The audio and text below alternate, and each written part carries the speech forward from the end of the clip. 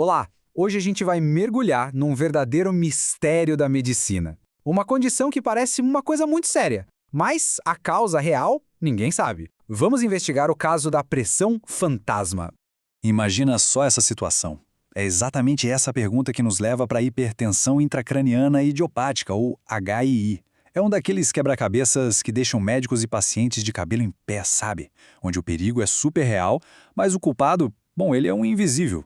A cena do crime, digamos assim, está cheia de pistas bem alarmantes. A gente está falando de dores de cabeça terríveis, daquelas que não passam, perda de visão que vai piorando e um sinal clínico muito importante chamado papiledema, que é um inchaço lá no nervo óptico. E o pior é que a variedade de sintomas é tão grande que o diagnóstico pode demorar e aí o risco de um dano permanente só aumenta. Ok, vamos começar a desvendar isso. Primeiro de tudo, que pressão misteriosa é essa afinal? A HI é basicamente um aumento da pressão dentro da cabeça sem que a gente saiba por quê. Pensa assim, o cérebro é como se fosse um computador super potente dentro de uma caixa toda lacrada. Na HI, por algum motivo, essa caixa começa a encher de líquido e a pressão lá dentro sobe, esmagando tudo que é delicado. Só que não tem um tumor, não tem uma infecção, não tem nenhuma causa óbvia para isso acontecer. Certo. E como em qualquer boa investigação, a gente precisa saber quem é a vítima típica. Quem são as pessoas que mais sofrem com isso? E as pistas, olha, são bem específicas. Agora, olha só que coisa impressionante nesse gráfico. Na população geral, a chance de ter isso é bem baixa, coisa de, no máximo, 2 casos para cada 100 mil pessoas. Mas quando a gente foca no grupo de mulheres obesas em idade fértil, esse número simplesmente dispara, vai para até 20 casos. É um salto de 10 vezes. Isso, claro, é uma pista fundamental no nosso mistério. E quando a gente olha para o gênero, não tem nem discussão. A condição atinge, na esmagadora maioria, mulheres. Mais de 90% dos casos são em mulheres. Só 9% dos pacientes são homens. Fica bem claro que tem algum fator ligado ao sexo feminino aqui na nossa investigação. E aqui, aqui está a pista mais forte de todas. Dependendo do estudo que a gente olha, entre 57% e, pasmem, 100% dos pacientes com HI têm obesidade. A ligação é tão forte que a obesidade virou o principal fator de risco. A ciência hoje acredita que o tecido de gordura não é só um estoque. Ele é um órgão ativo, que mexe com hormônios, inflamação e pode estar por trás desse aumento de pressão.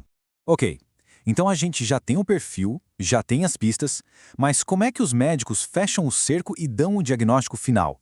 Vamos ver como essa investigação funciona na prática. Os médicos usam uma espécie de checklist, conhecido como critérios de Dundee modificados. Primeiro, eles precisam confirmar que os sinais de pressão alta estão lá, como o papiledema. Depois, e isso é crucial, eles têm que descartar tudo. Exames de imagem tipo ressonância não podem mostrar nenhum tumor. A análise do líquido da espinha tem que dar normal, ou seja, é um diagnóstico por eliminação. Mas a grande pergunta continua no ar. Afinal, por que essa pressão aumenta? Basicamente, existem 2 grandes teorias. A primeira, que já foi mais popular, era que o corpo simplesmente produzia líquido demais. Mas essa ideia perdeu força. Hoje, a teoria mais aceita é a da obstrução. É como se um ralo do cérebro não estivesse funcionando direito, talvez por um aumento de pressão nos canais de escoamento. Isso causa um verdadeiro engarrafamento de fluido. É um debate que continua. Com o diagnóstico na mão, a investigação vira ação. Como é que se luta contra essa pressão fantasma? Vamos dar uma olhada nas estratégias. A primeira linha de defesa tem 2 frentes. A primeira, e talvez a mais importante, é a perda de peso. Uma redução de só 5 a 15% do peso do corpo já pode melhorar muitos sintomas. Ao mesmo tempo, entram os remédios, como a acetazolamida, que ajudam a diminuir a produção de líquido no cérebro, aliviando a pressão. E quando isso não é o suficiente? Aí entram em cena as opções cirúrgicas, que são mais invasivas. Elas vão desde um procedimento para aliviar a pressão direto no nervo óptico até a instalação de shunts, que são os drenos para desviar o excesso de líquido. E, em alguns casos, até a cirurgia bariátrica, que vai atacar de frente o principal fator de risco. Beleza. E depois de tudo isso, qual é o desfecho desse caso? Como fica a vida da pessoa depois do diagnóstico? Vamos ver o prognóstico e as consequências. A boa notícia é que, na maioria das vezes, o prognóstico para a visão é bom. Mas sempre tem um mas, né? A investigação mostra que existem alguns fatores de risco importantes. O perigo de perder a visão para sempre, é bem maior no pequeno grupo de homens afetados. E um papiledema muito forte logo no começo também é um sinal de alerta. Então, o que realmente importa para prever um dano permanente? Fatores como ser homem, ser da etnia negra e já ter uma perda de visão mais forte logo no começo são sinais de risco.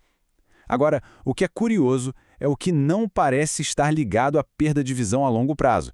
Coisas que assustam, como ter apagões visuais temporários ou quantas vezes a doença volta, parecem não influenciar.